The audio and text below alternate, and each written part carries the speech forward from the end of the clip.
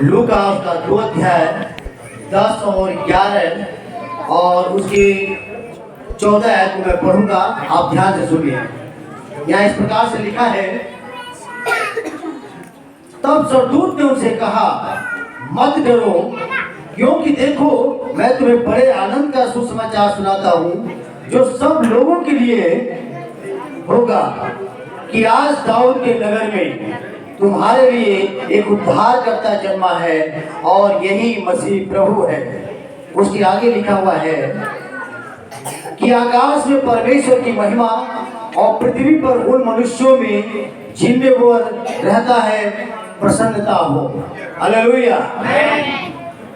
तो प्रियो, आज क्रिसमस का ये त्योहार को आपको समझने की आवश्यकता है।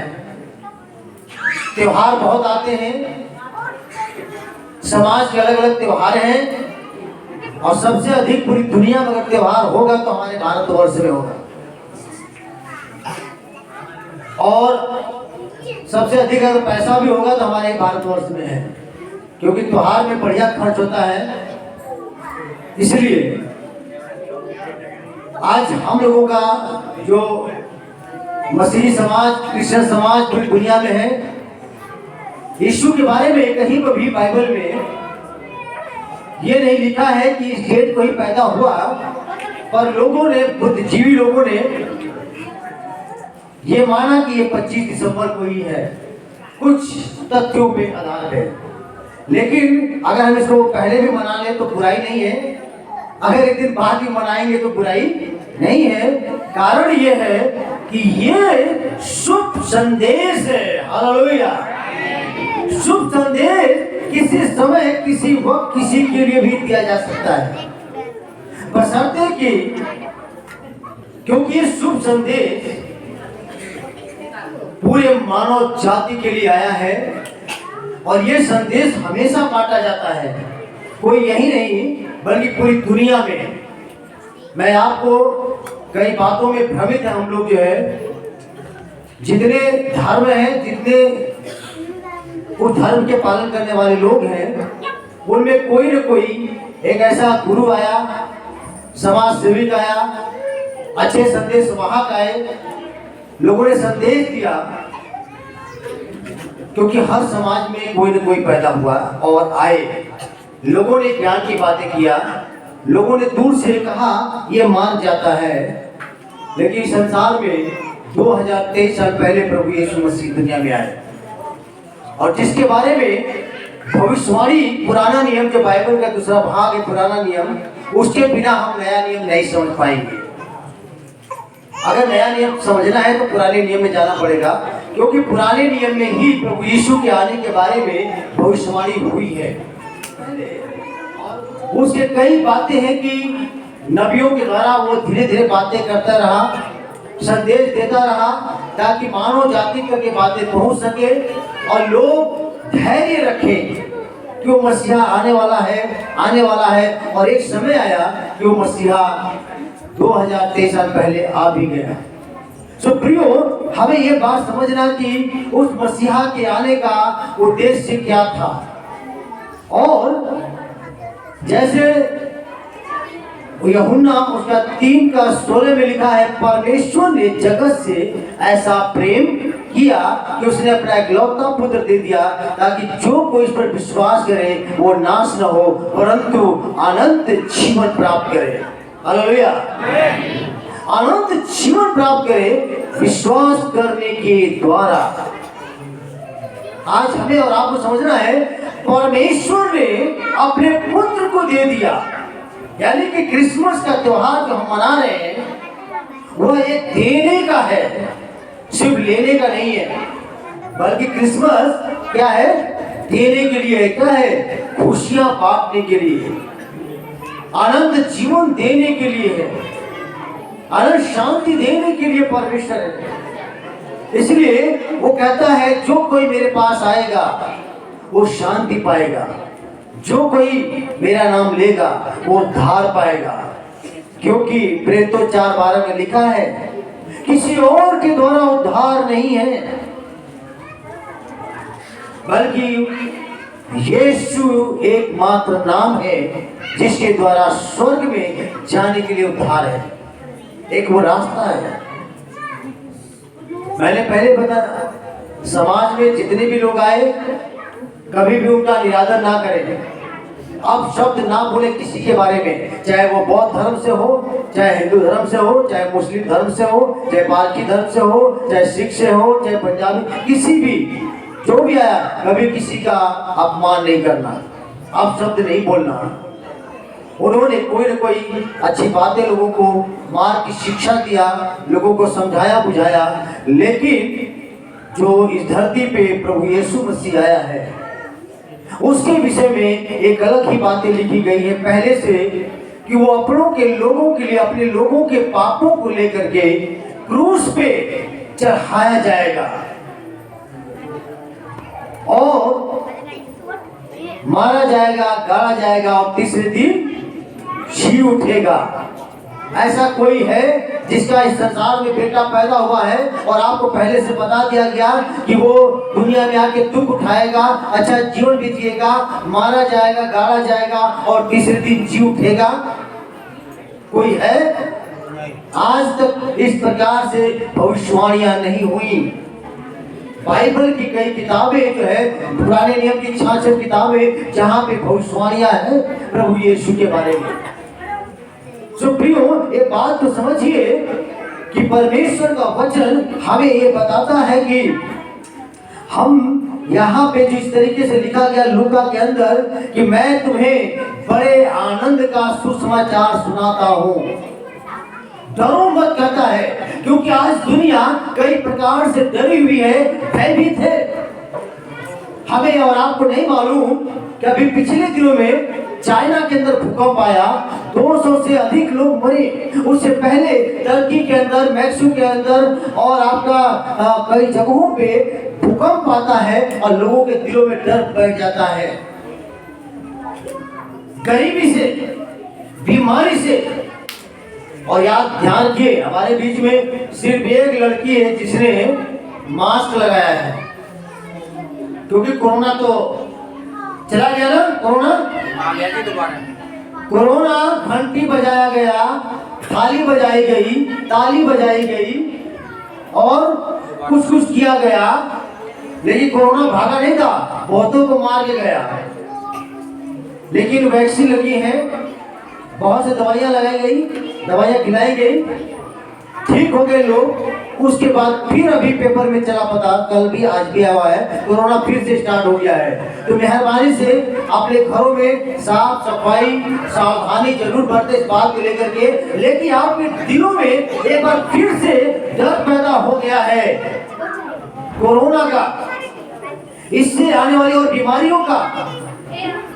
लेकिन परमेश्वर का वचन कहता है इन सभी से ऊपर वो हमें जो देने आया है कि अगर हम चाहे बीमारी से मरते हैं, चाहे किसी प्रकार की किसी प्रकार से हमारी डेथ होती है अगर, तो विश्वास करने वालों के लिए प्रभु का वचन कहता है कि मैं अनंत जीवन देने के लिए आया हूं।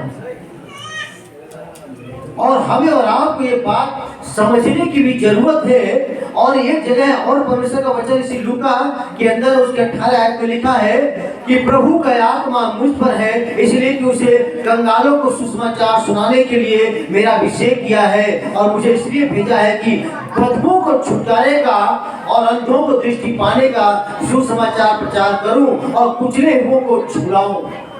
यानी कि यीशु के आने का उद्देश्य हमें यहाँ मालूम पड़ता है। हम और आज आप कई लोग इस प्रकार के परिस्थितियों में दबे हुए थे, कुचले हुए थे, सताए हुए लोग थे, या हम किसी प्रकार के बंधनों में पड़े हुए थे, गुमराह किए हुए लोग थे, अंधकार में चल रहे थे। लेकिन परमेश्वर ने आपको उस यीशु के नाम में छुटकारा दिया है। हालेलुया। अगर आप छुड़ाए न जाते तो आप यहाँ नहीं आते। मैंने पहले बताया कि संसार में जितने भी लोग आए उन्होंने शिक्षाओं को दिया, अच्छी अच्छी बातें सिखाया, लेकिन मेरे और आपके लिए किसी ऐसे मानव जाति बन करके स्वयं परमेश्वर नहीं बन करके आया कि हमारे और आपके और संसार के लोगों को पाप को लेकर के अपने ऊपर और क्रूस पे चढ़ जाए और फिर वो तीसरे दिन जी उठे। इसलिए प्रियो, एक अहम परमेश्वर जिसके नाम से आज आप जानते हैं सन और स्पीच स्टार्ट होता है, बिफोर और आफ्टर चल रहा है, उस यीशु मसीह से।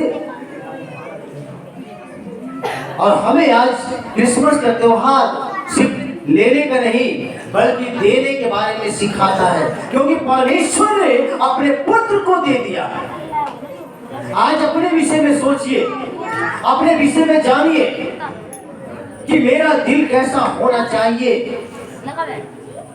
क्योंकि मत्ती उसका 1:21 में बात लिखा है,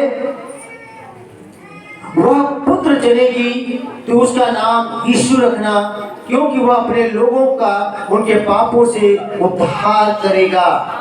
और लिखा है कि देखो एक कुंवारी गर्भवती होगी, एक पुत्र जन्म देगी और उसका नाम इमानुएल रखा जाएगा, जिसका अर्थ है परमेश्वर हमारे साथ है। यानी कि जो जन्म ले रहा है, जो जन्म लिया, उसके नाम का अर्थ भी क्या है? इमानुएल। इमानुएल मतलब परमेश्वर हमारे साथ है।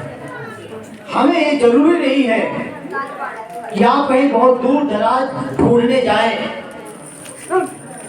बल्कि परमेश्वर कहता है कि मैं तुम्हारे साथ हूँ। सो प्रियो, आज के जो ये संदेश है, मैं आपको बताना चाहता हूँ कि परमेश्वर ने हम लोगों को अपना पुत्र दे दिया है।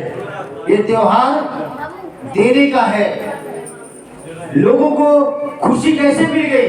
दुष्ट आत्मा से छुटकारा पाके, बीमारी से छुटकारा पाके, तमाम बंधनों से आजाद होकर के, टेंशन से, अशांति से लोग छुटकारा पा करके प्रभु यीशु के पास आ गए और उनके जीवन में क्या आई? शांति आई है। क्या आई है? क्योंकि वचन में लिखा है यूहन्ना के अंदर, मैं तुम्हें वो शांति दिए जा रहा हूँ जो दुनिया के लोग देते हैं, वैसा नहीं है, बल्कि अनंत काल की शांति, अनंत काल का अनंत जीवन, अनंत छुटकारा प्रभु यीशु के लहू में। इसलिए हम और आप इस बात को जाने कि परमेश्वर अपने पुत्र को इस संसार में, इस मानव जाति के लिए अनंत जीवन, अनंत छुटकारा, अनंत शांति देने के लिए आया। और जिसको मिल चुका है, जिसे मिल चुका है, वो लोग परमेश्वर के लिए क्या करें? अपने हाथों को उठा करके सच में उसे धन्यवाद देना चाहिए, क्योंकि वचन में लिखा कि जो पुत्र जन्म लेगा वो यूं ही नहीं है, बल्कि लूका उसका 4:18 में लिखा था। मैं उसे एक बार फिर से पढ़ता हूं कि परमेश्वर क्या लिखा है कि आकाश में उसकी क्या हो? बढ़ाई हो। आकाश में परमेश्वर की महिमा और पृथ्वी पे मनुष्यों में उनकी भलाई हो। तो जिसके जीवन में भलाई हो रही है वो परमेश्वर की महिमा करे, उसकी तारीफ करे। इसलिए आज के इस क्रिसमस के अवसर पे मैं आप सभी को एक बार फिर से बहुत बहुत बधाई देता हूँ। आपके जीवन में परमेश्वर बड़ी शांति लाए और आप हमेशा पूरे विश्व के लिए प्रार्थना करते रहें कि शांति बनी रहे, क्योंकि इन दिनों, आने वाले दिनों में प्रभु यीशु ने कह दिया है कि मेरे दूसरे आगमन में, क्योंकि प्रभु यीशु शीघ्र दोबारा आने वाले हैं, इसलिए उनके आने से पहले बहुत से युद्ध होंगे, देश देश पे चढ़ाई करेगा, राज्य राज्य पे करेगा, आपसी भाईचारा प्रेम खत्म हो जाएगा और आज वो हो रहा है। इसलिए यीशु शीघ्र दूसरे आगमन में आने वाले हैं। लेकिन आज का जो संदेश रहा है कि यीशु के आने का उद्देश्य दबे कुछ लोगों को छुड़ाना, भटके लोगों को राह दिखाना, सही शिक्षाओं को मार्गदर्शन करना, अपने जीवन को कभी भी ठोकर, एक दूसरे को ठोकर लगने का कारण ना बनाए, बल्कि अपने जीवन से एक दूसरे को आनंद दे, शांति दे, एक दूसरे को वो बातें करें जिससे ठोकर ना लगे। तो प्रभु इस वचन द्वारा हम सबको बहुत ऐसे आशीष दे।